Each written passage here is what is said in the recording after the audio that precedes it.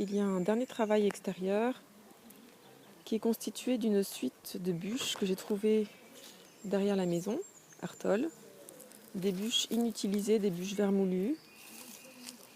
Et j'ai voulu les poser verticalement et j'ai constaté qu'elles tenaient debout. J'ai trouvé ça très intéressant.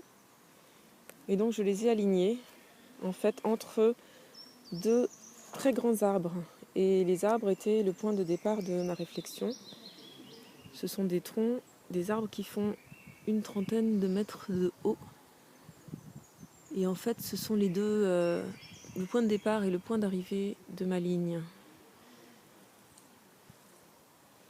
Et quand j'ai dressé ces troncs, enfin ces morceaux de branches ou de troncs, j'ai finalement creusé 5 cm de profondeur sous la base de chaque morceau.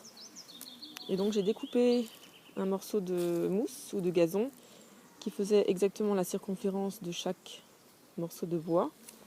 Et ensuite je les ai redéposés sur chacun d'entre eux, ce qui constitue une sorte de petit chapeau.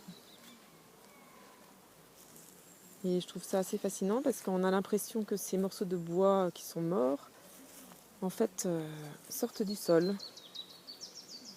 Et ils sont comme vivants, en fait. C'est un peu incongru parce qu'il y a l'association du mort et du vivant.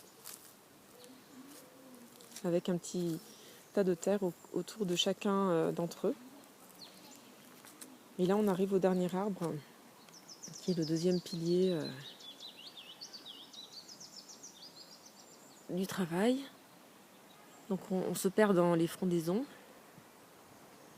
Quand on lève la tête, il y a un souffle d'air qui fait du bien.